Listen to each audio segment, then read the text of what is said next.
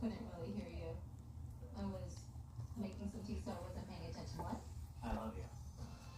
There was a word that we wanted to say to each other for a very long time.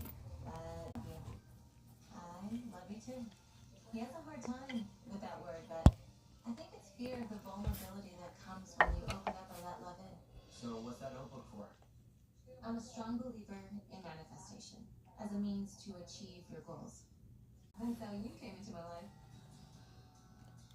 I want you to know that I believe in energies and the power of manifesting what you want. Here we go. Let's visualize where we are headed as a couple. I'm listening. Okay?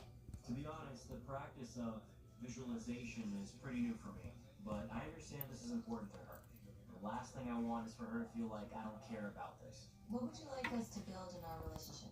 What do I want us to build together? Yeah. Well, Try to think in the short term. take this seriously. Manifesting my goals just comes naturally to me. I've always been able to see, feel, and visualize everything that I've achieved in my life. I'd like to hear, yes, I do. You want to hear yes I do for